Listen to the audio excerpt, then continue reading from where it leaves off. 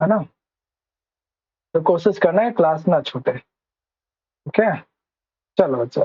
तो काव्य प्रकाश के बारे में आप लोगों ने नाम पहले से सुन रखा है कि काव्य प्रकाश क्या है ना, उनका सामान्य परिचय वगैरह। हाँ, कोई और बताना चाहेंगे नाम के अतिरिक्त? हाँ भाई, चलो बताओ कुछ काव्य प्रकाश के संदर्भ में। हाँ मैं सिद्धार्थ। बताऊं सर? हाँ सिद्धार्थ बताओ।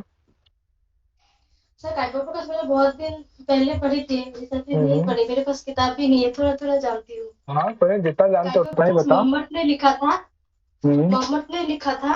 हम्म। और मोहम्मद का समय है 11th AD। अच्छा। और काव्य प्रकाश में 10th चैप्टर है।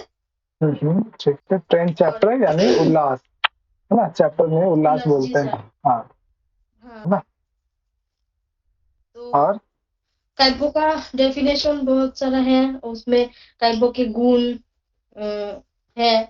काव्यों के हम्म। भेद है, उत्तम मध्यम अधम काव्यों के बारे में दिया हुआ है। रस और हम्म। दोष के बारे में है। 10th हम्म। चैप्टर में आपका अलंकार के बारे में है।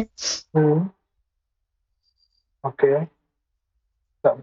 शायद रसों के बारे में भी है ना इसमें, हाँ शायद रस के, मेरे को याद ढंग से नहीं रस के बारे में भी है, बिल्कुल है ना। चलो चलो। सर। हाँ अच्छा ठीक। हाँ सर, यहाँ पे सरस्वती का वंदना पहले कर चुका है आचार्य जी मोहम्मद जी ने।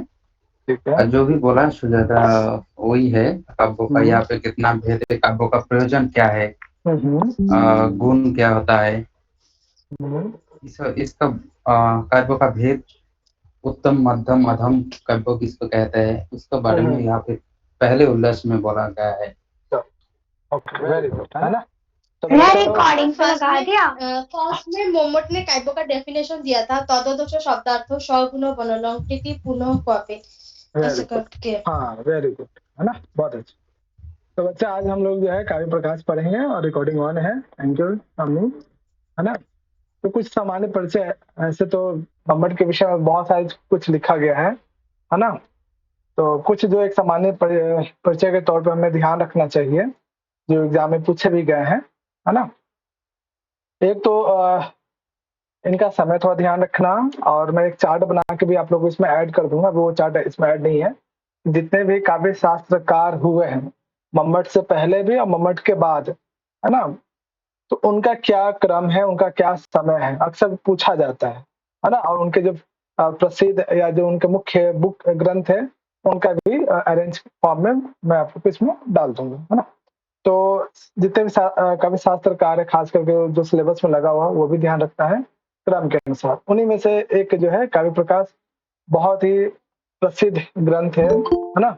कहा जाता है कि भगवत गीता के बाद, है ना, जितना भगवत गीता पे जितना टीकाएं लिखी गई हैं अलग अलग भाषाओं में, है ना, उसके बाद किसी का अगर स्थान आता है तो वो काव्य प्रकाश का आता है।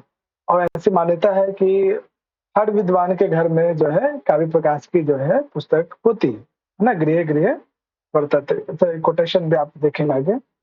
और इनके लिए जो है काव्य प्रकाश के जो सामान्य परिचय, इनके एक राइटर कौन है ये ध्यान रखिएगा, मम्मट साहब, है ना।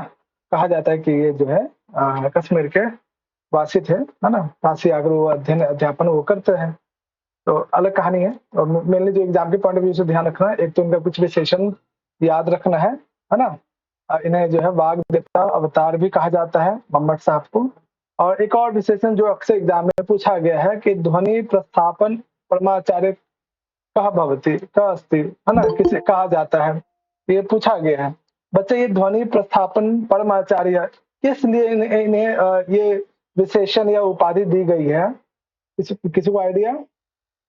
भैया मैं कोई और ट्राई करेंगे कि इन्हें जो है ध्वनि सर प्रस्थापन परमाचार्य क्यों कहते हैं, यहाँ लोग इन्हें इन्हें इस नाम से क्यों सुशोभित करते हैं, इसके पीछे का क्या कारण है?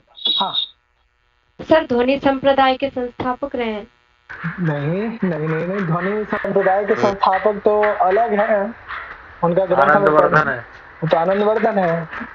हाँ, कार्यालय। ध्वनि प्रस्थापन देखो, स्थापन होता है एक प्रस्थापन, है ना, फिर से स्थापना करना, है ना। तो आनंदवर्धन जो इनके समय से पहले हुए हैं, है ना? तो एक समय जो है ध्वनि सिद्धांत को हम लोग पढ़ेंगे भी ध्वनि आलोक में भी कि ध्वनि का क्या सिद्धांत है, क्या वहाँ ध्वनि क्या है ना? वो सब पढ़ेंगे भी ध्वनि आलोक में। तो मैंने ये सामान्य तौर पे ये बस ध्यान रखना है कि मम्मट साहब ने जो है आनंदवर्धन के द्वारा जो ध्वनि का सिद्धांत दिया गया था, उनको जो फिर से स्थापित किया था, उन्होंने एक समाज में एक मान्यता है या समाज में जो पुनः स्थापित किया था, है ना? कि काव्य में ध्वनि का क्या स्थान है, ध्वनि क्या होता है काव्यों में, इसके वो सपोर्टर थे, एक तरह से जो है समर्थक थे मम्मट साहब, इसलिए इन्हें ध्वनि प्रस्थापन परमाचार्य कहा जाता है ना? उन्होंने खंडन नहीं किया। बाकी अन्य आचार्यों का तो मम्मट साहब ने बहुत खंडन किया, आगे हम लोग पढ़ेंगे भी, उनसे पूर्ववर्ती जो जितने भी आचार्य हुए, है ना? उन्होंने बहुत खंडन भी किया। आप साहित्य दर्पण में भी पढ़ेंगे, यहाँ भी पढ़ेंगे, काव्य प्रकाश में भी, है ना? तो इन्हें ध्वनि प्रस्थापना परमाचार्य क्यों कहते हैं? रिति सर का फोन है। ओके, बच्चा एक मिनट लाइन पे रहना, है ना? नमस्ते सर। हाँ, मैं बहुत बढ़िया हूँ सर। सर कुछ सर, हाँ सर क्लास चल रहा था अभी थोड़ा सा। हाँ, अच्छा मैं ना सर 11 बजे के बाद कर सकता हूँ सर? 11 बजे के बाद कॉल कर लूँ? अच्छा अच्छा अच्छा, ठीक है सर, मैं 11 बजे के बाद कॉल कर लूंगा, ठीक है सर? मुझे भी उम्मीद है, मुझे भी सर बात करना था। जी sir. Sir happy Durga Puja sir.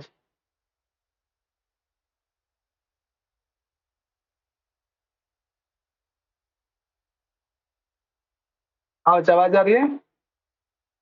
जी भैया। है ना? जी भैया रिकॉर्डिंग है ना? जी सर, आ रही। हाँ, रिकॉर्डिंग ऑन ही है ना? चलो अच्छा, तो हम लोग बात कर रहे थे कि इन्हें वाग्देवता अवतार, है ना, ध्वनि प्रस्थापनाचार्य क्यों कहते हैं? समय जो है राजा भोज के बाद हुए हैं। राजा भोज ने जो है, भोजराज जिन्हें कहा भी जाता है, उन्होंने एक ग्रंथ लिखा। तो बताएंगे राजा भोज या फिर भोजराज जो है, इनके काव्य शास्त्र पर आधारित कौन सा ग्रंथ है? इसको आइडिया? सर सरस्वती कंठभरण। हाँ, वेरी गुड, है ना? तो इनके बाद मम्मट साहब का स्थान आता है ना? दोनों 11वीं शताब्दी के ही आचार्य हैं, लेकिन इनका स्थान जो है, मम्मट साहब का जो स्थान है, राजा भोजराज के बाद ही आता है, ठीक है? ये भी ध्यान रखिएगा।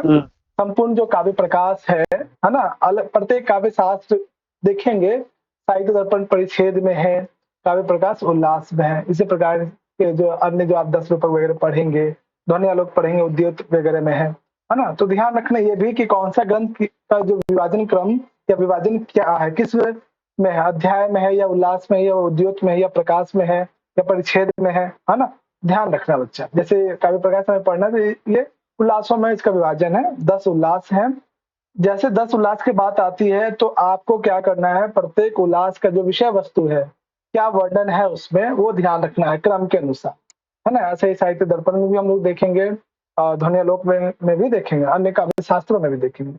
और इसकी जो सबसे प्राचीनतम ग्रंथ जो मानी जाती, ये प्राचीनतम टीका जो माना जाता है, संकेत टीका, पूछा भी गया है कई बार, मैचिंग के फॉर्म में भी पूछा गया, और ये जो है माणिक्य चंद्र के द्वारा लिखा गया है ना?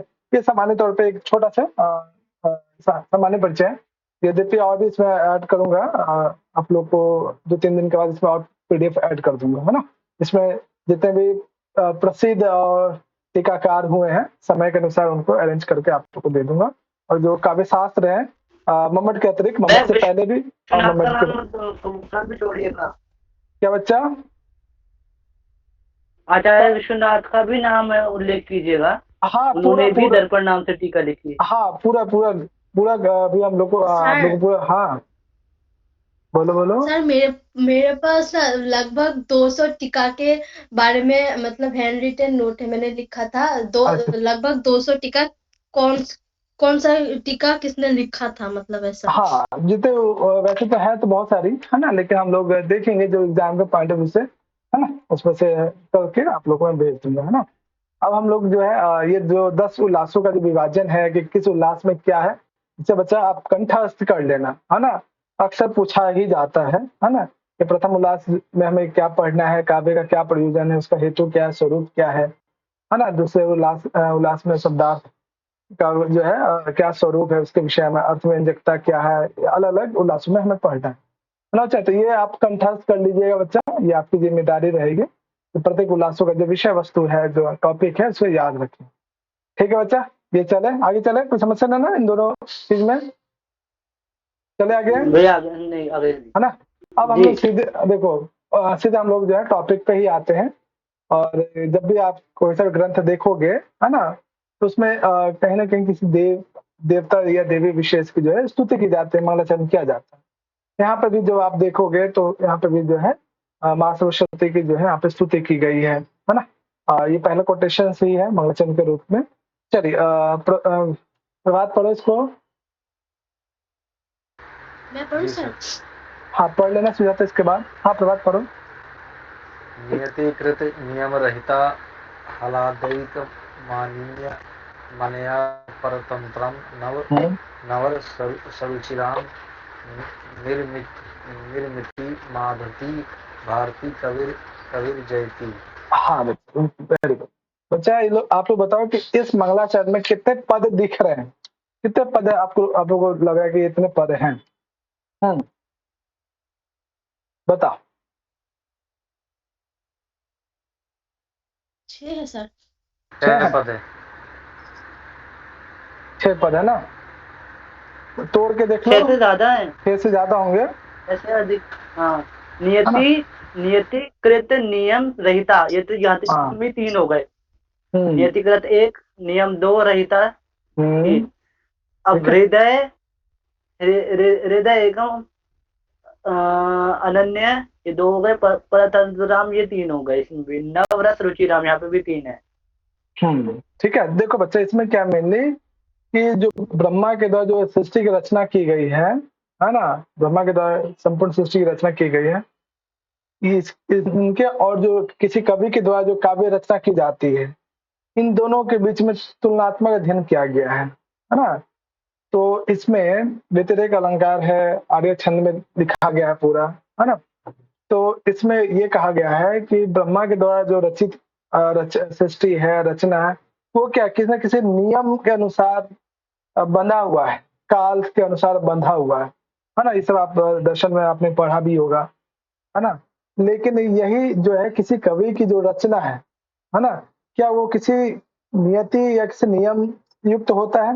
वो क्या है कि सृष्टि में उत्पन्न जो भी वस्तु है उसकी जो उपमा के तौर पे वो लिख सकता है। वो किसी मतलब कोई भी कवि जो है बंधा हुआ नहीं है, वो स्वतंत्र है अपनी लेखन शक्ति के लिए, लिखने के लिए, है ना।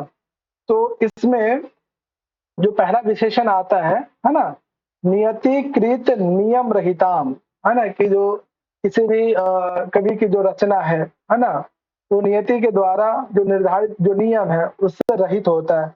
एक्चुअली में ब्रह्मा जी या जो ईश्वर है वो क्या है, वो सृष्टि की रचना के लिए नियमों से घिरे हुए हैं, है ना, नियम सहित है। लेकिन किसी कवि की जो रचना है, जो काव्य की रचना होती है, उसमें जो है नियतिकृत नियम रहिता, यानी उसमें कोई नियम विशेष नहीं होता है, नियमों से रहित होता है। नियमों से रहित का मतलब ऐसा नहीं कि कुछ भी उसमें आप कोई सा भी शब्द प्रयोग कर सकते हैं, ऐसा नहीं। जैसे अगर किसी कवि को किसी की सौंदर्य की रचना करनी हो या सौंदर्य वर्णन करना हो, तो संसार में उपस्थित किसी वस्तु का जो है वहां से उपमान के रूप में वो उसमें लिख सकता है, वर्णन कर सकता है। यदि किसी के मुख के सुंदरता का वर्णन करना हो तो बहुत सारे उपमान वाचक पद हैं, बहुत सारे उपमान शब्द हैं, उनका वो प्रयोग कर सकते हैं, है ना। तो यानी कवि क्या स्वतंत्र है, वो किसी नियम विशेष में बंधे हुए नहीं है। जैसे चांद की जो शीतलता है, इसका वर्णन करने के लिए कवि क्या करते हैं, अपने नायिका के सौंदर्य वर्णन में प्रयोग करते हैं, है ना। लेकिन वही ब्रह्मा जी द्वारा जो रचित सृष्टि है, उसमें चांद की सुंदरता सिर्फ चांद तक ही सीमित है, वो किसी अन्य को वो हो नहीं सकता। लेकिन एक कवि क्या करते हैं, अपनी प्रतिभा के द्वारा वो अनेक प्रकार की रचनाओं में उनका यूज करता है, प्रयोग करता है ना। इसलिए हम कहते हैं कि कवि की जो रचना है, कवि के द्वारा लिखे जाने योग्य जो भी काव्य है, वो नियम रहित होता है, वो स्वतंत्र है, किसी के भी उपमान को रूप में बना सकता है ना। तो पहला विशेषण है किसी भी कवि के द्वारा रचित काव्य का कि वो नियतिकृत नियम रहित है, वो उसमें नियति के द्वारा कोई निर्धारित नियम से रहित होता है। दूसरा आह्लादक, ये आह्लादक क्या होता है बच्चा, क्या अर्थ होता है? आनंद देने वाला, सर हम प्रसन्नता देने लोग वाला। जब काव्य पढ़ते हैं ना तब हमारा हाँ हृदय आह्लादित हो जाए, मतलब ऐसे हाँ बोला जाता है। आनंदित। आनंदित है ना। कोई सा भी आप बुक पढ़े है ना, जैसे आप बहुत सारे काव्य शास्त्र हैं, लिटरेचर बुक है, आपको कुछ न कुछ उसमें आनंद की अनुभूति जरूर हो। जैसे अभी आप जी बहुत सर, सारे लिटरेचर अभिज्ञान पढ़ते हुए आ रहे हैं, शकुंतलम, हाँ है मेघदूत, ना, बहुत सारे जितने भी आप पढ़ोगे कुछ न कुछ आपको अलग ही आनंद की फीलिंग होती है ना। तो ये क्या आह्लाद के मईन है ना, वो क्या आह्लाद का आनंद स्वरूप वाला है। कौन ये, मतलब जो कवि की जो रचना है काव्य, इसमें जो एक आनंद की अनुभूति होती है। इसमें एक संधि विच्छेद करेंगे, अनन्य सर परतंत्र। रिकॉर्डिंग पे लगा दिया है। हाँ रिकॉर्डिंग पे है, एक बार देख लेते हैं पुनः। हाँ हाँ रिकॉर्डिंग, धन्यवाद। चलो बच्चे देखो आगे, है ना बच्चा, तीसरा जो पद है ना, पहला पद तो ये नियतिकृत नियम रहिताम, और कोशिश कीजिएगा इस मंगलाचरण को याद ही कर लेने के लिए, है ना। पहला विशेषण है नियतिकृत नियम रहिताम, दूसरा आह्लाद के मईन, है ना, और तीसरा क्या आपका अनन्य परतंत्राम, है ना। एक होता है अन्य, एक होता है अनन्य। क्या अंतर है बच्चा? हाँ क्या अंतर है? अनन्य परतंत्र। भैया मतलब कि अनन्य परतंत्रता में मतलब ये होता है कि जो किसी अन्य के परतंत्र नहीं रहती, मतलब कि किसी और के अधीन नहीं रहती। कवि का जो कवित्व रहता है ना, वो केवल उसी के अधीन रहता है, किसी अन्य के अधीन नहीं रहता। वेरी गुड, है ना बच्चा। क्या है अनन्य परतंत्राम, वो किसी पे डिपेंडेंट नहीं होता, है ना। कवि की जो काव्य शक्ति है ना, लेखन करने की जो शक्ति है, प्रतिभा है, वो किसी पर डिपेंड नहीं रहता, वो खुद पे ही डिपेंड रहता है ना। तो वही यहाँ पे कहा गया है कि अनन्य परतंत्राम, पर मतलब दूसरे, है ना, वो कवि की जो रचना है, प्रतिभा है, वो किसी अन्य के अधीन नहीं होता है ना। कभी किसी भी कवि की जो प्रतिभा है वो खुद पे ही डिपेंड रहता है। ये तीसरा विशेषता है किसी भी कवि के द्वारा लिखे गए काव्य का, है ना। पहला है कि वो नियम से रहित, दूसरा आनंद स्वरूप होता है, तीसरा किसी का अधीन नहीं रहता है, चौथा है नव रस रुचिराम। इसमें बच्चा नव का क्या अर्थ है? नवीन अर्थ है या कोई अन्य अर्थ है या कोई संख्या वाचक है? नव यानी नौ, बहुत अच्छे, नौरस, है ना? करुण इत्यादि जो नौरस होते हैं उनकी बात हो रही है। हाँ, और ब्रह्मा के द्वारा जो रचित संसार है उसमें सिर्फ 6 राशि है, लेकिन जो कवि की जो रचना है उसमें 9 रस की अनुभूति होती है। और 9 रस आप पढ़ेंगे भी, है ना, कि 9 रस कौन कौन से होते हैं। ठीक है बच्चा।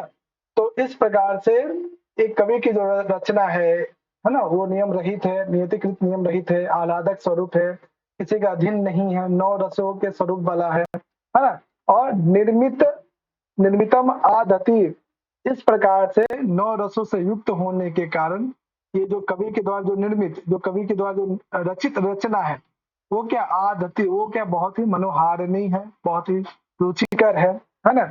ऐसे रचना करने वाली कवि की जो है कवे भारती जयती। बच्चा कवे में कौन सी विभक्ति लगी है? कवे भारती जयती, कौन सी विभक्ति है? बताऊं? नहीं कवे सप्तमी। अरे ध्यान से बच्चा, सॉरी, हाँ षष्ठी।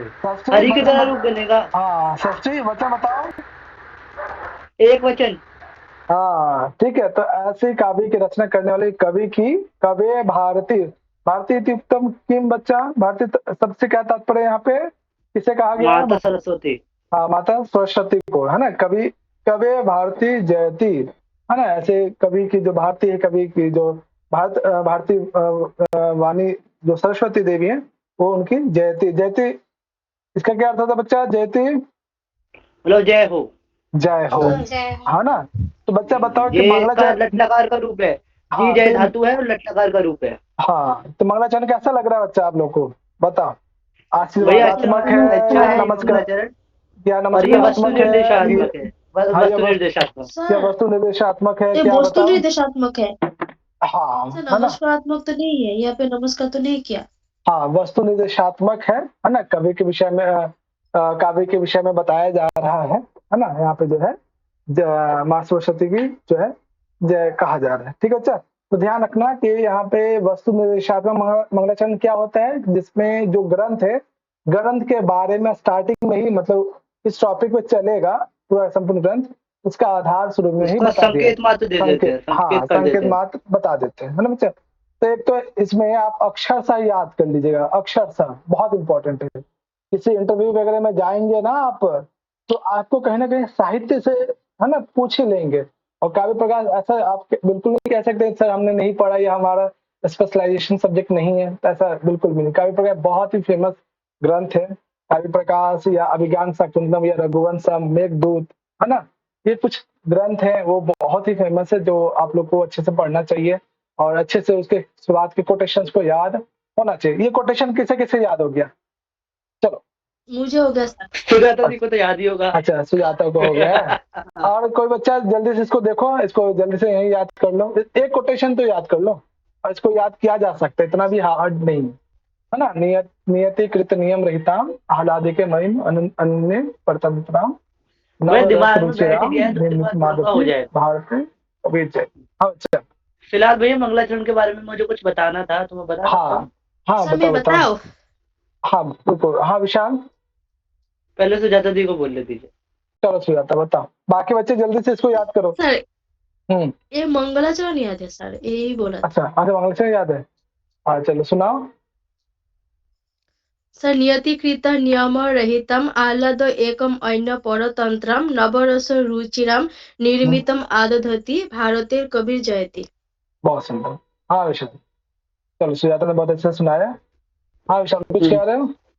हाँ भैया, मंगलाचरण के बारे में मुझे ये बताना था कि 3 प्रकार के देवता होते हैं, इष्ट देवता, समुचित देवता और समुचित इष्ट देवता। तो ये जो मंगलाचरण है, इसकी जो देवता है वो समुचित इष्ट देवता है। ठीक है, क्योंकि काव्य की जो समुचित देवता है वो सरस्वती है। ठीक है, और जो मम्मट की जो इष्ट देवी है वो भी सरस्वती है। तो जहाँ पर इष्ट देवता को और अधिष्ठाता देवता को दोनों को ही नमन किया जाता है, वहां पे समुचित इष्ट देवता होता है। और जहाँ पे केवल अधिष्ठाता देव को नमन किया जाता है या उनका उल्लेख किया जाता है, वहां पर केवल इष्ट देवता का मंगलाचरण होता है। और जहाँ पर केवल समुचित देवता को नमन किया जाता है, अधिष्ठाता देवता को नमन किया जाता है, वहां पे केवल ये समुचित होता है। बहुत बहुत धन्यवाद बच्चा। और इसमें जो छंद वगैरह याद रखना है ना, कि जो संपूर्ण जो कोटेशन है आर्य छंद में। चलो आर्य छंद का कोई लक्षण बताएंगे? कोई आर्य छंद का लक्षण बताएंगे? आर्य छंद का क्या लक्षण है? लास्ट का थोड़ा सा याद है, पंचदश आर्य करके है। नहीं ऐसे काम नहीं चलेगा। किसको याद है बच्चा? शुरुआत को। हाँ, आर्य छंद का लक्षण क्या है, किसको पता? कौन सुनाएंगे आप लोग में से? शफीकुल सुनाओगे आर्य छंद का लक्षण? शफीकुल है सर? याद नहीं है, भूल गया। तो पढ़ना भी है आप लोग को। हाँ, किसको? दीपिका याद है? अच्छा यार, चलो कोई नहीं, वैसे तो मैं पढ़ाऊंगा ही आप लोग को। सर मैं बताओ। सर इसका ना आर्य छंद जो है ना, उसका प्रथम और तृतीय पाद में 12 अक्षर होगा और द्वितीय चतुर्थ में 15 होगा। संस्कृत बताओ, संस्कृत में कोटेशन है ना। संस्कृत में बताओ। कोटेशन मुझे याद नहीं है। अच्छा चलो याद करना, है ना। तो ध्यान रखना कि इसमें आर्य छंद है ना, जो पूरा जो कोटेशन है आर्य छंद में, और आप लोग को पढ़ना भी है अलंकार और छंद दोनों, है ना। और व्यतिरेक, पूरे कोटेशन में व्यतिरेक अलंकार है। कोई बताएंगे व्यतिरेक अलंकार क्या होता है? आइडिया? भैया जहाँ पर मतलब उपमान से उपमेय, मतलब उपमेय को ना अधिक जो है महत्व दिया जाए, है ना। हाँ, उपमेय को अधिक महत्व दिया जाता है उपमान से। हाँ बहुत सुंदर, है ना बच्चा। तो वहाँ पे व्यतिरेक अलंकार हो जाता है। हम लोग पढ़ेंगे, सीखेंगे भी कि कहाँ पे व्यतिरेक अलंकार है ना। और जितने अलंकार हम लोग को पढ़ना है वो सब देखेंगे, है ना। बेसिकली यहाँ पे ध्यान रखना है, इस कोटेशन में आर्य छंद है और व्यतिरेक अलंकार, है ना। चलो अब मेनली यहाँ पे जो 6 उसकी बात हुई है ना, छह रसों की बात हुई है, इसका 6 रसों का उल्लेख आपको तर्क संग्रह में मिलेगा। हाँ, है ना? हाँ, क्या कह रहे हो? सर एक बात बताओ हाँ, बताओ बताओ। सर, हमारा जो धन्यालोक ग्रंथ है ना, उसमें उस ग्रंथ में जो मंगलाचरण है ना, उसमें भी व्यतिरेक अलंकार ही है बिल्कुल बिल्कुल, वहां और पे वस्तु निर्देशात्मक मंगलाचरण है सर। बिल्कुल। ये बताओ कि सरस्वती की वंदना इनके आते और किस ग्रंथ में आता है? सर साहित्य दर्पण की मंगलाचरण में शरद इंदु सुंदर हाँ, जिश्चेतसी श्यामे गिरांग देती अपहैत हाँ। तम संत हाँ, तमर्थ very अखिलान प्रकाशयतु। Very good. और कहीं? और कहीं किसी को याद है? और चलो, अभी आप लोग सर वक्रोक्ति जी भी हो सकता है। अभी आप लोगों ने ज्यादा काव्य शास्त्र नहीं पढ़ा है ना, चलो कोई नहीं। अब अच्छा, अब ये जो कोटेशन आपने देखा यहाँ पे शुरुआत में मंगलाचरण, अब इसका थोड़ा सा यहाँ पे एक्सप्लेनेशन आप इस फॉर्म में यहाँ पे आपको मिलेगा 10 मिनट। जैसे मंगलाचरण खत्म करते हैं उसके 10 नीचे इस तरह से लिखा हुआ है कि कैसे जो है ब्रह्मा की जो सृष्टि की रचना है वो कैसे जो है कवि की रचना से अलग है, कवि की जो रचना है ब्रह्मा की इस सृष्टि रचना से किस प्रकार से भिन्न है, इनका थोड़ा सा यहाँ पर एक्सप्लेनेशन है यहाँ पे, है ना? चलो विशाल, चलो सुजाता पढ़ो इसको, पढ़ो इसको। जी सर। ऊपर वाला लाइन पढ़ना है। नियति, हाँ, ऊपर वाला लाइन, है ना? Okay sir. हम्म, नियति नियति सत्या नियत रूपा सुख दुख मोह स्वभावा परमाणु आदु उपादान कर्मादि। बस। अब अच्छा देखो, ये जो ऊपर वाला जो आप लाइन पढ़ रहे हो ना, नियत सक्तया नियत रूपा, नियति सक्त एक किसी न किसी नियति के कारण, है ना? ब्रह्मा की जो सृष्टि है, ब्रह्मा के द्वारा जो संपूर्ण सृष्टि की रचना की गई है, ये क्या एक नियति है, एक आरंभ है ना? नियति सत्य नियति के सामर्थ्य के द्वारा ही ये सृष्टि उत्पन्न हुई है। और क्या नियत रूपा, नियत रूपा का मतलब क्या? निश्चित रूप से आपको क्या उसका आभास होता है ना? जो संपूर्ण संसार की जो रचना की गई ब्रह्मा के द्वारा, एक नियत शक्ति का, एक नियति शक्ति के द्वारा, एक नियति सामर्थ्य के द्वारा संपूर्ण सृष्टि का रचना हुई है। और हमें क्या नियत रूपा, एक निश्चित रूप से उसका अनुभव भी होता है, दिखता भी है। और उस संसार में आपको क्या अनुभव होता है? सुख दुख मोह। ये संसार क्या है? सुख दुख मोह वाला है। चलो बच्चे, इसमें बताओ कि किस प्रकार के गुण की बात की जा रही है? सुख दुख मोह, कितने गुण है? भैया तीनों की बात हो रही है यहाँ पर तो। हाँ, बस वहाँ पे जो है, वहाँ यहाँ पे जो हाँ, है ना? तो ध्यान रखना जो आप लोगों ने वहाँ पे जो सांख्यिक है ना, सांख्य कारिका में मोह को बस ये है, वहाँ पे यहाँ पे मोह का आ गया है, वहाँ पे विषाद शब्द है। विषाद, वेरी गुड, है ना? तो आप लोगों ने सांख्यिक कारिका पूरा अच्छे से देखा ही है ना?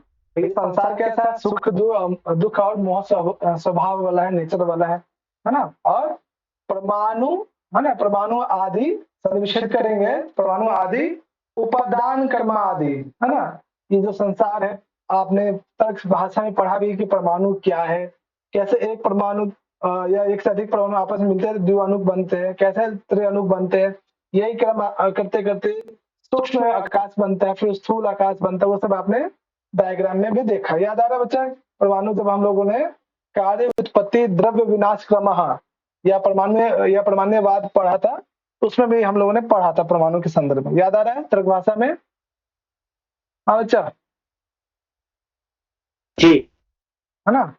तो और ये जो संसार की उत्पत्ति हुई है ना, उसमें जो है परमाणु आदि क्या उपादान कारण में है ना? और आपने देखा भी परमाणु क्या होता हुआ, है ना? उसके बाद सहकारी कारण परतंत्र है ना?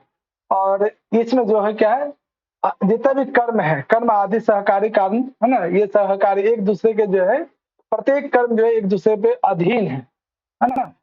और कैसा षड रस, इस षड रस से क्या तात्पर्य बच्चा? षड रस कौन कौन से है, किस रस की बात की जा रही है? मैं बताऊं भैया? मधुर अम्ल लवण कटु तिक्त कषाय, इस सब के बारे में है सर। हाँ यही है, हाँ, यही तीनों। दीपिका इला, 6 रस कौन है, षड रस कौन है? हाँ, हिंदी में, संस्कृत में बताओ।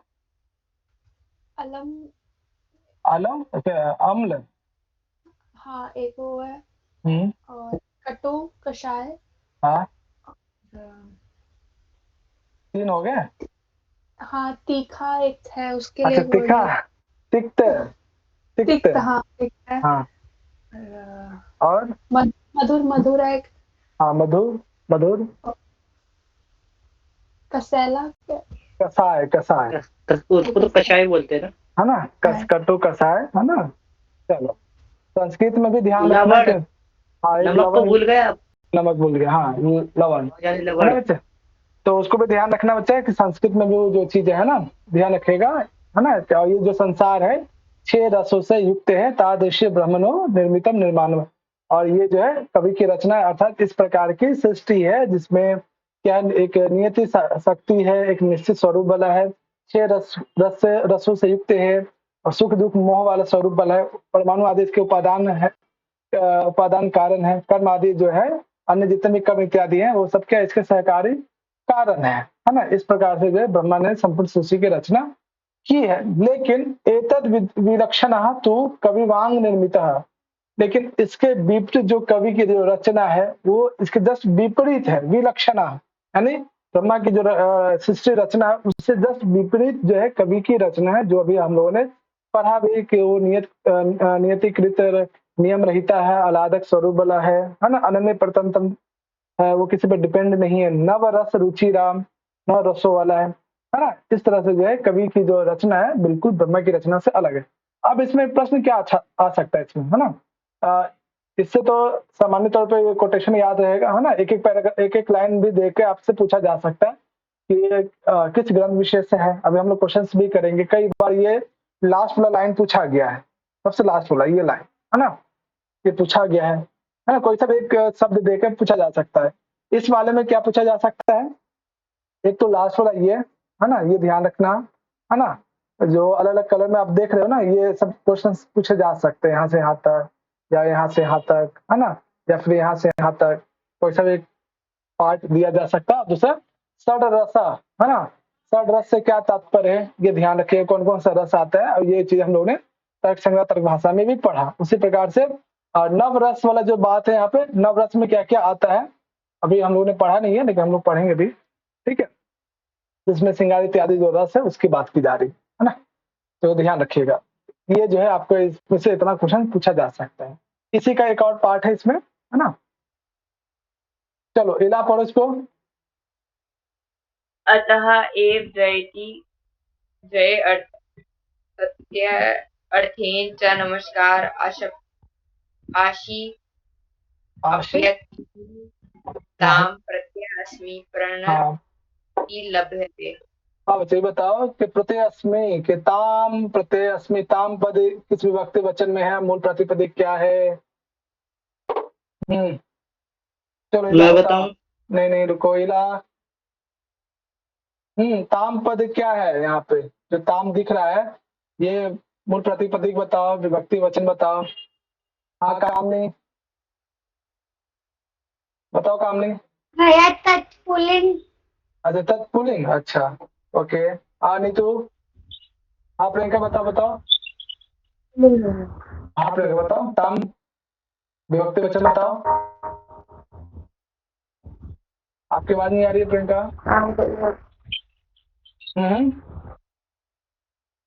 आपकी आवाज नहीं। हाँ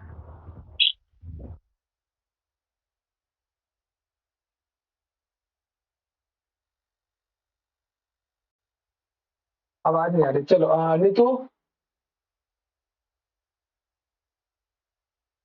नीतू। जी सर। हाँ बताओ, ताम विभक्ति वचन बताओ, किसके लिए प्रयोग किया गया यहाँ पे ये भी बताओ।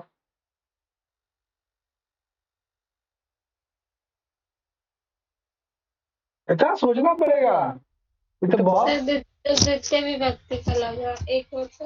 अच्छा द्वितीय व्यक्ति का एक वचन, अमूल प्रातिपदिक क्या है, स्त्रीलिंग है, पुल्लिंग है, नपुंसक है, क्या है।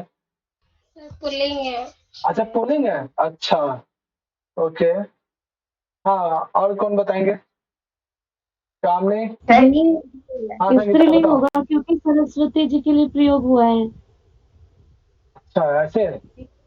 मेरे हिसाब से तो बच्चा कम से कम आप लोग 4 शब्द रूप तो याद कर लो, इस तत् का स्त्रीलिंग पुल्लिंग दोनों, युष्मद और अस्मद जो याद कर लो बच्चा, है ना।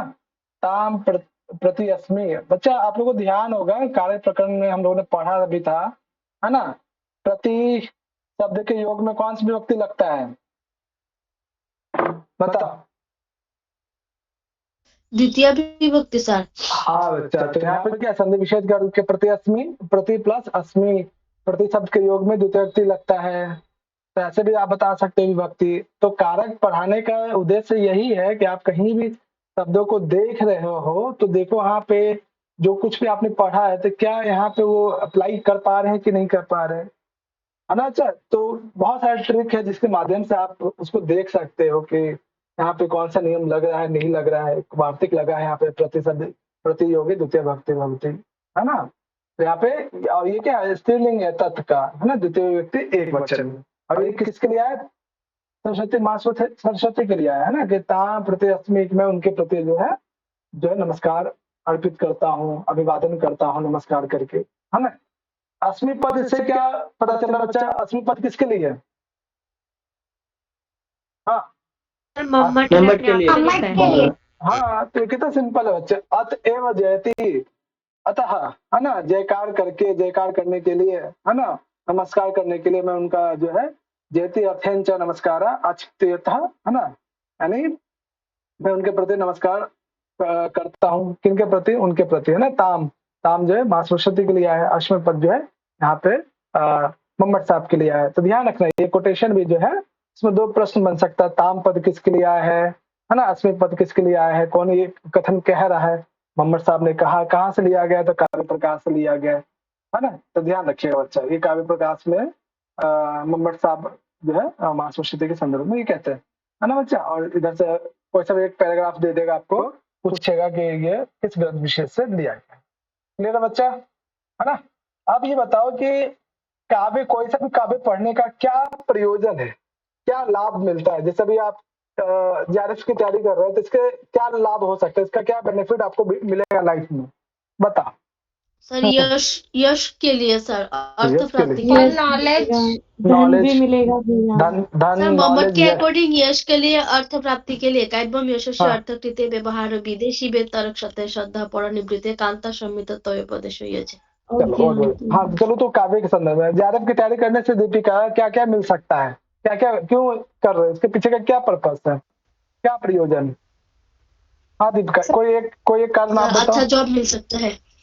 अच्छा जॉब, ओके। दीपिका? सबसे पहले तो डिग्री के लिए, फिर अच्छा डिग्री के लिए, नॉलेज के लिए, है ना। मेंटल सेटिस्फेक्शन भी मिलेगा। हाँ निधि, चलो बच्चों ने तो बताया कि जॉब के लिए, डिग्री के लिए, ज्ञान के लिए, सर मान सम्मान बढ़ता है, मान सम्मान, रिस्पेक्ट मतलब मिलने लग जाती है, मिलने लगता है ना। तो भी मिलेगा सर मेंटल सेटिस्फेक्शन भी मिलेगा, संतोष मिलेगा सर। संतोष मतलब आनंद, है ना। फेलोशिप मिलेगा मतलब अर्थ, है ना, पैसा, है ना। सेम चीज भैया अब एक व्यवहारिक बात बताऊं। हाँ, सबसे बड़ी बात पैसे, सबसे बड़ी बात पैसे पैसे पैसे मनी। पैसे, हाँ। तो सेम जो चीज आप लोग सोच रहे हो ना, अलग अलग एक्सपेक्ट में जो आपको जेआरएफ से जॉब ना भी लगे ना तो भी पैसा मिलता ही है, पैसा तो मिलेगा, जॉब मिलेगा। अच्छा, तो देखो बच्चे, यहाँ पे भी जो है कि काव्य का क्या प्रयोजन है, काव्य लिखने का, काव्य पढ़ने का क्या लाभ, है ना, इससे हमें क्या मिलेगा। तो अगला जो कोटेशन है ना, यह विधेयम सा प्रयोजनम इति आह। अब हम लोग काव्य के पढ़ने का क्या प्रयोजन है, काव्य में लिखने का क्या प्रयोजन है, क्यों अध्ययन करना चाहिए, क्यों पढ़ना चाहिए, इसके विषय में जो है यहाँ पे हम लोग देखेंगे, है ना। उसे क्या क्या प्राप्त हो सकता है पढ़ने से, क्या मिलेगा, इसके विषय में अभी हम लोग इसमें देखेंगे। चलो निधि पढ़ो उसको। काव्यम यसे अर्थकृते व्यवहार विदे शिव एतर रक्ष्यते सद पर निव्यते कांतो सम्मित थयो उपदेश युजे। हाँ बच्चे, चलो इसमें हम लोग देखेंगे कि काव्य के अध्ययन करने का क्या प्रयोजन है, क्या पर्पस है। तो इसमें पहला पद आता है काव्यम, यानी जो काव्य का जो प्रयोजन है क्या है, पहला यश से, है ना। यानी आप जब अच्छे से काव्यों को पढ़ेंगे, अच्छे से सिलेबस को कवर करेंगे, जेआरएफ हो जाएगा, तो संसार में जो है आपके जो है मान सम्मान बहुत मिलेगा। पहला तो ये मिलता ही है, आप बहुत अच्छा कोई एग्जाम जो है क्लियर करते हैं तो घर में रिस्पेक्ट होता है, कॉलेज में, यूनिवर्सिटी में रिस्पेक्ट होता है, परिवार में रिस्पेक्ट मिलता है, हर जगह रिस्पेक्ट मिलता है। यानी एक प्रकार का क्या वो यश है। यानी काव्य के क्या प्रयोजन है? पहला कि काव्य का प्रयोजन पहला यश से, यानी यश हमें दिलाता है। ठीक, काव्य की रचना करने से, काव्य के पढ़ने से, है ना, हमें ये सब मिलता है, पहला यश से। दूसरा अर्थकृते, है ना। अर्थकृते का मतलब आपको क्या मिल सकता है? काव्य, अच्छे काव्य की रचना करेंगे तो जब यश की प्राप्ति होगी तो पैसा, धन, संपत्ति, अर्थ भी आपको दिलाएगा, है ना। दूसरा प्रयोजन। ठीक, अच्छे काव्यों को पढ़ने से फिर हमें क्या मिलता है? व्यवहार विद्या, है ना, कि कैसे किस लोगों के साथ किस प्रकार के व्यवहार करना चाहिए, व्यवहार का बोधक है ना। अच्छे काव्यों को पढ़ने से हमें व्यवहार करने का तरीका आता है, व्यवहार, लोक व्यवहार का ज्ञान भी काव्य के माध्यम से आता है ना। अब ऐसा नहीं कि बहुत पैसा आ रहा है तो घमंड हो जाना चाहिए, ऐसा भी नहीं, है ना। जितना जो है पका हुआ जो बहुत सारे वृक्ष जो फल है वो क्या हो जाता है, वृक्ष झुक जाते हैं ना। तो वही है कि व्यवहार विद्या, यानी अच्छे काव्यों को पढ़ने से हमें व्यवहार का ज्ञान होता है, लोक व्यवहार कैसे करना चाहिए इसका ज्ञान होता है। ये तीसरा प्रयोजन। चौथा क्या है? शिव इतर रक्षत, और चौथा है यहाँ पे शिव इतर रक्षत, यानी कल्याण से इतर ना। यदि जो कोई प्रॉब्लम अगर आ रहा है ना, कहने का मतलब है कल्याण की भी प्राप्ति होती है। यानी अच्छे काव्यों को पढ़ने से मंगल ही मंगल होगा, अच्छा ही अच्छा होगा, कल्याण की प्राप्ति, सुख की प्राप्ति होगी, है ना। शिवेतर रक्षते, ये ध्यान रखिएगा। चौथा, काव्य के लिखने से, पढ़ने से, है ना, ये चौथा प्रयोजन है। और अगला सद्य पर निवृत्ति, सद्य का मतलब क्या होता है बच्चा? सद्य शब्द का अर्थ क्या है? सद्य पर निवृत्त, हाँ, क्या अर्थ है यहाँ पे? बोलो। सद्य पर निवृत्त शब्द मतलब सर हम बोलो बोलो। सद्य यानी कि मतलब आनंद, साथ साथ सर, मतलब हाँ, और इसके साथ साथ मतलब आपको, साथ साथ, हाँ, और इसके साथ ही क्या मिलेगा? पर निवृत्त, जो भी आपको कष्ट है वो दूर हो जाता है, यानी परम आनंद की प्राप्ति होती है ना। पर निवृत्त, यानी जो भी आपको कष्ट है, प्रॉब्लम है, वो सब क्या दूर हो जाता है, परम आनंद। नहीं, काव्य को पढ़ेंगे तो एक अलग ही फील होता है, एक अलग ही आनंद की अनुभूति होती है। किसके समान? तो कांता सम्मितयो उपदेश युज्य। बच्चा, उपदेश सम्मित कितने प्रकार का होता है बताओ? एक बहुत विशाल उपदेश सम्मित, है ना। ये बताओ आप लोग, है ना, जो जानते हैं अच्छी बात है, नहीं जानते तो कोई बात नहीं, सीख जाओगे आपके लाइफ में, है ना। ऐसे बहुत सारे लोग होंगे जिसके कुछ कहते तो आप उसके बात को फॉलो करते हो या उसके बात को मानते हो, आंख बंद करके मानते हो। वो चाहे कोई टीचर हो सकता है, कोई दोस्त हो सकता है, कोई परिवार के कोई सदस्य हो सकते हैं, या कोई बुक हो सकता है, कोई ग्रंथ हो सकता है कि ग्रंथों को पढ़ने से आप उसको फॉलो करते हैं। अच्छा, इस ग्रंथ में ये कहा गया, तो ये प्रकार का क्या उपदेश सम्मित है ना।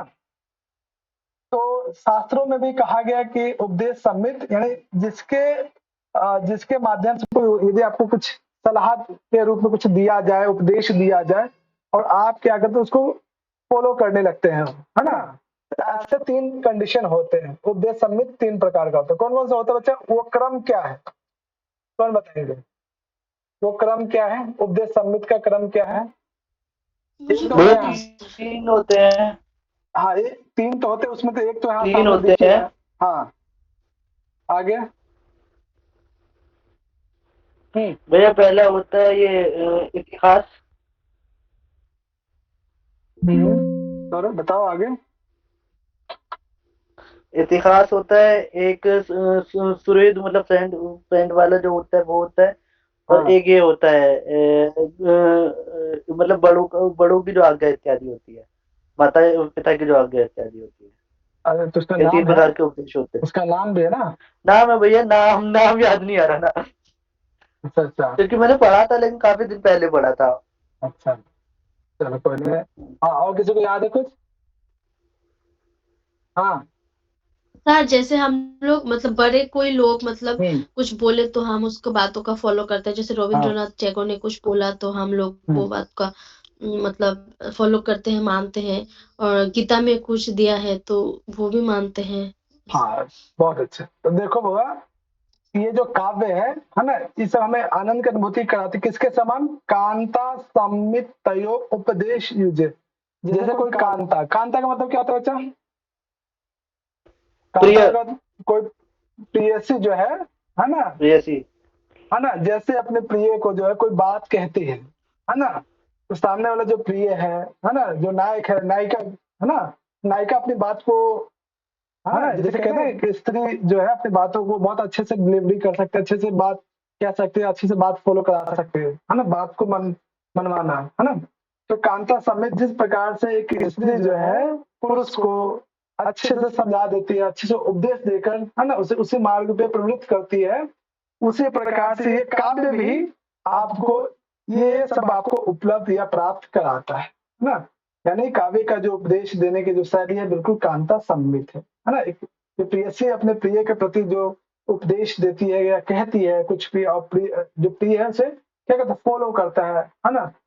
और जो है उसी प्रकार से काव्य में भी ये प्रवृत्ति दिखाई देता है ना। ने उपदेश प्रदान करने की जो शैली है बिल्कुल कांता सम्मित के समान है। अब इसमें क्या क्या प्रश्न आ सकता है बच्चा? एक तो काव्य का क्या क्या प्रयोजन है, इनमें से कौन सा प्रयोजन नहीं है ना। तो इस तरह से पूछा न वर्तते या न अस्ति वाला प्रश्न बनता है इसमें, है ना। और ध्यान रखिएगा इसमें कौन कौन सा है कौन नहीं है, 1 है, 2 है, 3, 4, है ना, सद्य निवृत्ति 5 और एकांत सम्मित उपदेश युज्य है। ये बहुत इंपॉर्टेंट है, ध्यान रखिएगा। ब्लैंक के फॉर्म में या सत्य असत्य के फॉर्म में पूछा जा सकता है, और इसे भी कोशिश कीजिएगा याद कर लेने का। ठीक है बच्चा?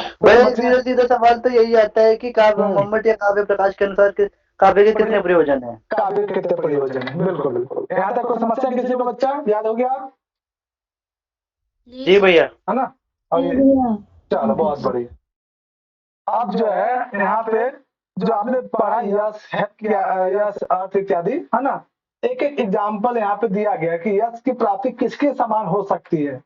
जैसे कालिदास जी की, है ना, कालिदास जी ने अभिज्ञान शाकुंतलम लिखा तो उनका यश आज भी है ना। तो एक एक एग्जाम्पल के द्वारा यहाँ पे दिया गया है कि कैसे यश की प्राप्ति हो सकती है, कैसे धन की प्राप्ति हो सकती है, कैसे व्यवहार करने का तरीका पता चल सकता है, कैसे हमें कल्याण की प्राप्ति होगी, है ना। वो एक एक चीज यहाँ पे हम लोग देखेंगे। चलो हाँ संगीता पढ़ो इस कोटेशन को। जी भैया। कालिदासादीनामिव यशः श्रीहर्षादिधरावकादीनामिव धनम् राजादिगतो चिताचार परिज्ञानम् आदित्य आदेर्म यूरा दीनामिवान अर्थनिवारणम्। हाँ देखो बच्चे, हाँ बहुत सुंदर है ना कि यश की प्राप्ति किसके समान होगी, तो कालिदास आदि नाम इवह यशः। कि कोई भी यदि कोई काव्य का निर्माण करता है या काव्य की रचना करता है ना, उन्हें यश की प्राप्ति किसके समान मिलेगा, कालिदास आदि नाम, है ना, कालिदास आदि के समान उन्हें यश की प्राप्ति हो सकती है यदि कोई अच्छे उत्कृष्ट काव्य की रचना करता है तो, है ना। तो पहले मैचिंग के फॉर्म में भी पूछा गया बच्चा, ध्यान रखना कि यश की प्राप्ति किसके समान हो सकती है, कालिदास आदि के समान। धन की प्राप्ति श्रीहर्ष आदि धावक आदि नाम इव धनम, है ना। तो ये श्रीहर्ष कौन से वाले श्रीहर्ष, नक्षत्रम वाले, रत्नावली वाले? भैया इसके पीछे किंवदंती प्रचलित है, वो बताओ। हाँ बताओ भैया ये जो रत्नावली नाटिका के वो हैं लेखक, इनका नाम श्रीहर्ष नहीं, दरअसल इनका नाम है हर्षवर्धन। इनका उल्लेख बाढ़ ने भी किया है और बाढ़ ने इनके ऊपर एक ग्रंथ लिखा है हर्षचरितम। यहाँ पे उनका हर्ष की बात हो रही है।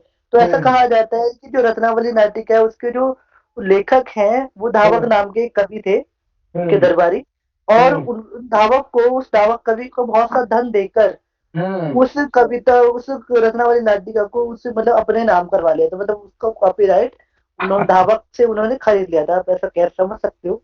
हाँ ठीक है। तो ये कह रहे हैं कि जैसे श्रीहर्ष के द्वारा धावक नामक विद्वान को जो धन की प्राप्ति हुई थी, है ना, श्री हर्षाद धावक आदि नाम इव, है ना, जैसे श्री हर्ष से धावक आदि, है ना, धावक जो विद्वान थे बहुत बड़े, है ना, उनको जैसे धन की प्राप्ति हुई काव्य के माध्यम से, उसी प्रकार से आपको भी धन की प्राप्ति हो सकती है ना। ये दूसरा प्रयोजन, ये पहला प्रयोजन। तीसरा क्या, राज आदिगत, है ना, उचित आचार प्रज्ञानम, कि एक राजा के साथ, है ना, राजा के अतिरिक्त अन्य लोगों के साथ किस प्रकार से व्यवहार करना चाहिए। जैसे आप लोग भी देखते होंगे अलग अलग लोगों के साथ अलग अलग व्यवहार हो जाता है ना, जो बहुत सामान्य गण आते हैं आपके घर पे या कहीं यूनिवर्सिटी में, तो उनके साथ व्यवहार करने का तरीका अलग हो जाता है। कोई छोटा बच्चा है तो उनके साथ अलग हो जाता है, सहपाठी है तो उनके साथ व्यवहार करने का तरीका अलग हो जाता है ना। तो ये हमें काव्य ही सिखाता है कि राजा अधिगत, राजा या राजा के साथ कोई अन्य लोग भी, है ना, उनके साथ आचार परिज्ञानम, उनके साथ किस प्रकार से व्यवहार करना चाहिए, अर्थात लोक व्यवहार हमें किस प्रकार से करना चाहिए भी हमें इसमें सिखाता है, ये बताता है ना। अगला, आदित्य दे मयूर आदि नाम इव अनर्थ निवारणम। मयूर कवि का नाम सुना आपने? मयूर नाम के कवि हुए हैं। भैया सुना है, इनका उल्लेख काव्य प्रकाश में ही हुआ है। मयूर भट्ट नाम है पूरा। और इनको कहा जाता है कि इनको कोई मतलब श्राप वगैरह मिला था, और जिसकी वजह से इनको ना कुष्ठ रोग हो गया था। तो इन्होंने उसके निवारण के लिए इन्होंने सूर्य शतक नामक एक ग्रंथ की रचना की थी। शतक, हाँ। तो उसको करने के बाद जो है इनका मतलब कोढ़ मिट गया था। तो ऐसा उल्लेख मिलता है काव्य प्रकाश। बिल्कुल बिल्कुल, है ना। तो जैसे आदित्य यानी सूर्य भगवान की स्तुति करने से मयूर आदि नाम, जैसे मयूर कवि के जो भी कुष्ठ रोग इत्यादि जो रोग थे वो दूर हो गए थे, अनर्थ दूर हो गया था, उसी प्रकार से काव्य की रचना करने से आपके जो भी अनर्थ हैं वो दूर हो जाते हैं, अर्थात कल्याण ही कल्याण जीवन में प्राप्त होता है ना बच्चा। तो ये जो है कुछ इसमें इंपॉर्टेंट कोटेशन के फॉर्म में, आप मैचिंग के फॉर्म में कई बार पूछा गया ये ना बच्चा, और काफी इंपॉर्टेंट है। यहाँ तक मतलब प्रथम उल्लास में कोई भी ऐसा नहीं है जिसे हम लोग छोड़ सकते हैं, है ना, हर चीज आपको इसमें याद रखना है। क्लियर है बच्चा? कोई समस्या? आगे चले? जी सर, क्लियर है ना, क्लियर है सर। याद रखना पूरा। तो बच्चा इसमें आपने देखा है ना कि किस प्रकार से इसमें मंगलाचरण है ना, मंगलाचरण में किसकी स्तुति की गई है, कौन सा अलंकार है, कौन सा छंद है ना। और इसमें आपने देखा कि ब्रह्मा की सृष्टि कैसी है, कवि की रचना कैसी है ना। उसके बाद आपने देखा कि प्रयोजन कौन सा प्रयोजन है ना। उसके बाद किस प्रयोजन से हमें क्या प्राप्त हो सकता है, ये सब हम लोगों ने देखा। आगे देखो यहाँ पे, चलो कौन नहीं पढ़ा अभी तो? पढ़ो फर्स्ट लाइन। मैं भी नहीं पढ़ा। नहीं पढ़ेगा? चलो कोई बात नहीं, पढ़ लेने इसके बाद।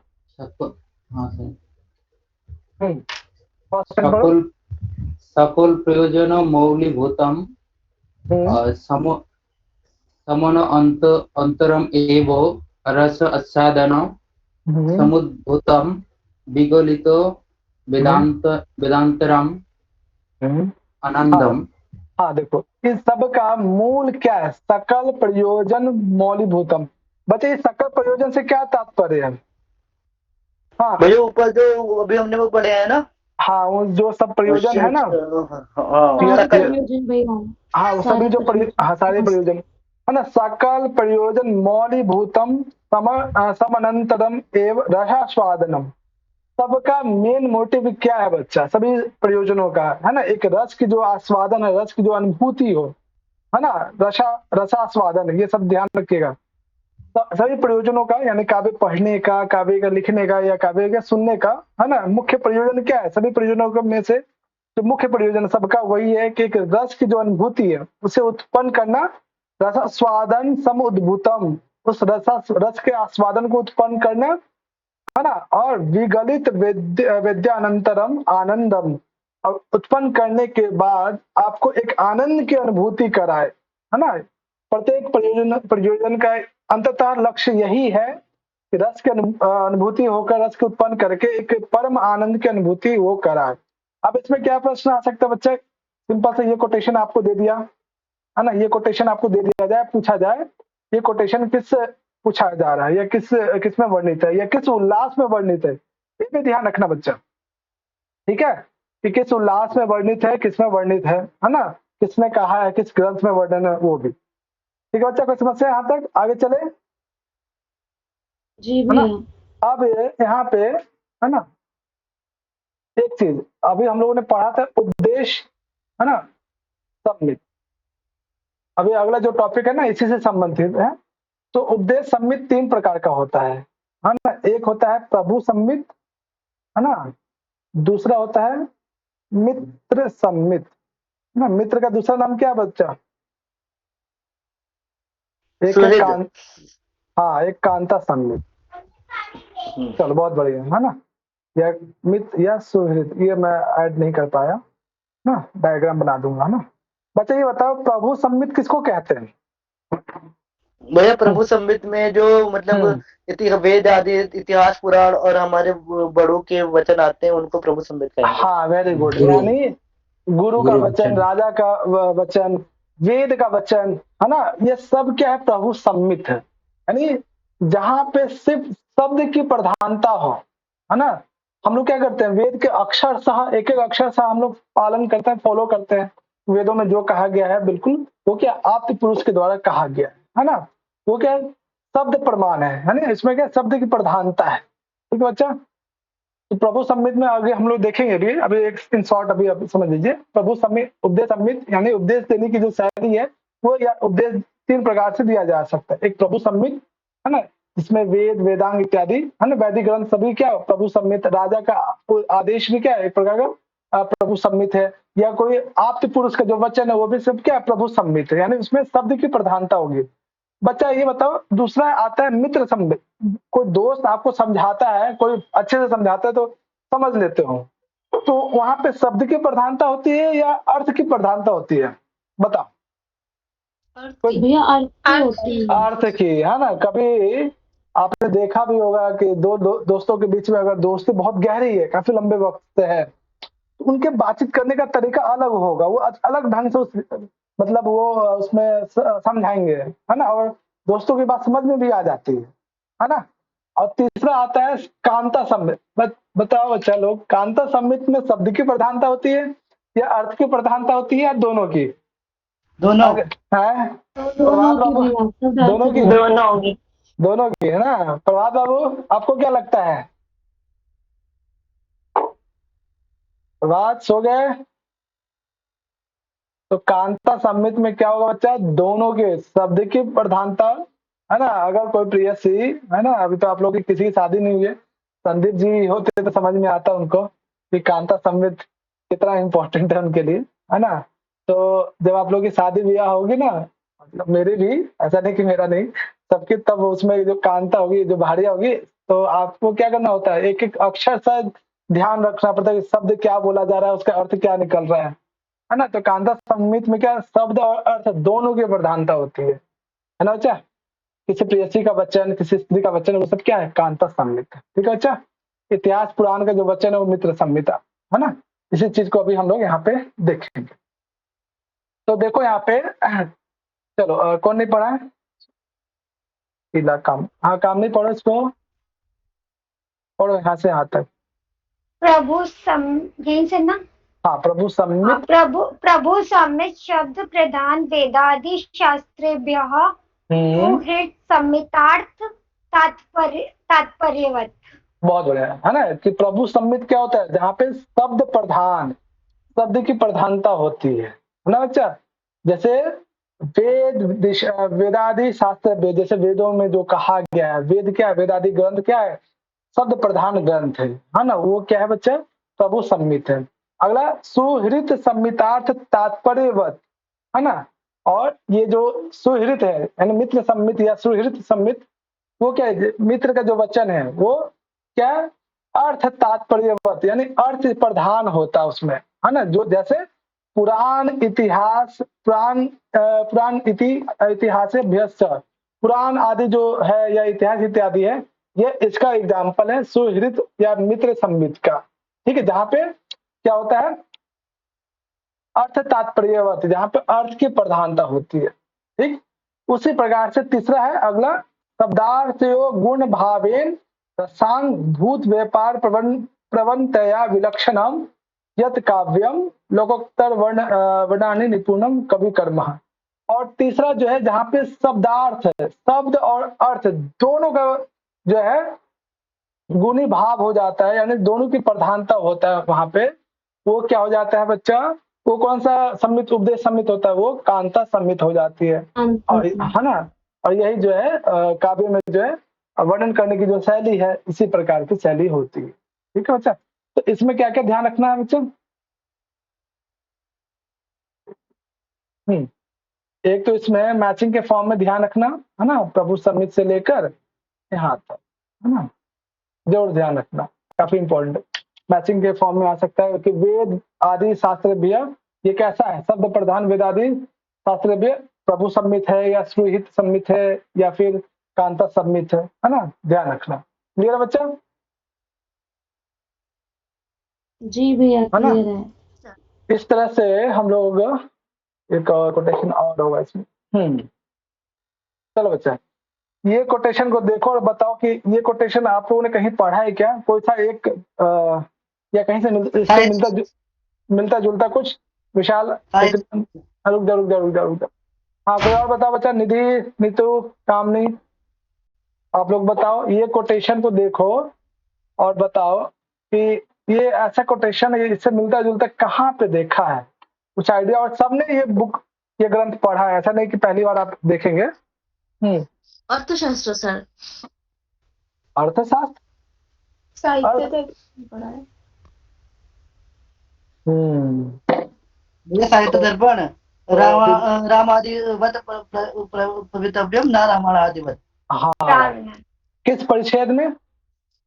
प्रथम परिच्छेद में ही है। हाँ, बहुत अच्छा। हाँ, याद है सर, साहित्य दर्पण में पढ़ा था। है ना, तो बच्चा वहाँ कंफ्यूज मत होना, यहाँ जो है आप देखोगे दोनों एक जैसा लगेगा, लेकिन बिल्कुल ऐसा नहीं है ना, ध्यान रखना। चलो हाँ, डिम्पल पढ़ो उसको। तत्कान्तेव सरसता पादेनाने मुखी तृतीय रामादेव वर्धितव्यम ना रावणादेव अदिति।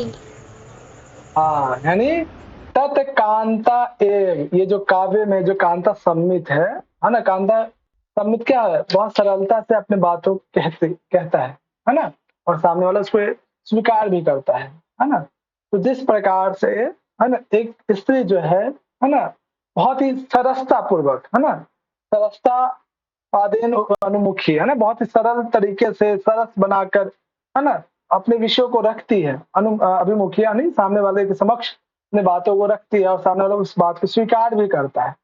उसी प्रकार से हम लोग को भी जो है क्या करना चाहिए, रामादिवत, है ना, वर्तितव्य, हमें भी जो है व्यवहार, जो हमारा जो आचरण है, जो व्यवहार है, कैसा होना चाहिए, बिल्कुल राम आदि के समान, है ना, राम भगवान आदि के समान जो है हमें आचरण करना चाहिए, न रावणात, है ना, बिल्कुल रावणा आदि दिवत, है ना, रावण आदि के समान बिल्कुल भी जो है आचरण नहीं करना चाहिए। ऐसा जो है उपदेशम च, ऐसा जो है काव्य हमें जो है उपदेश करता है या उपदेश देता है ना। इसलिए जो है हमें यथा योग्यम कवे सहृदय से, है ना, इसलिए कवि जो है, यानी ये जो काव्य शास्त्र है या कोई भी काव्य क्या है, कवि और सहृदय, सहृदय का मतलब कौन है बच्चा है यहाँ पे, किसे कहा जा रहा है सहृदय? सहृदय किसका विषय? हाँ, सहृदय जो काव्य रसिक पाठक वर्ग है। हाँ, यानी जो जैसे हाँ, जो अभी हम लोग है ना, सभी सहृदय है ना, पाठकगण जो है ना, ऑडियंस है ना, पढ़ने वाला है ना, वो सहृदय, यानी कवि सहृदय च, यानी काव्य जो है कवि और जो पढ़ने वाला पाठकगण है, इन दोनों को जो है उपदेश देता है।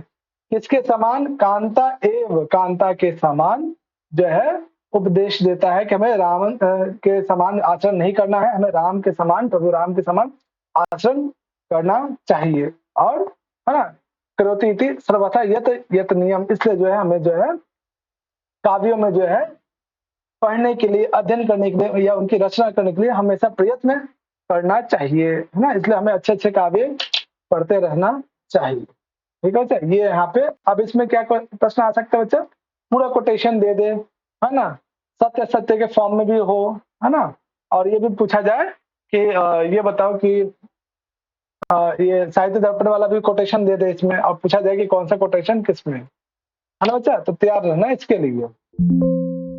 अभी मैं आप लोगों को कुछ क्वेश्चंस करा दूं इस पे, है ना। आप करा चुके हो काव्य प्रकाश से रिलेटेड, आपने एक बार कहा था सत्य सत्य आपने दिया था एक बार, कराया था ना, ये दिया था आपने एक बार, दिया था ना, एक बार दिखा देता हूँ साहित्य टेस्ट में।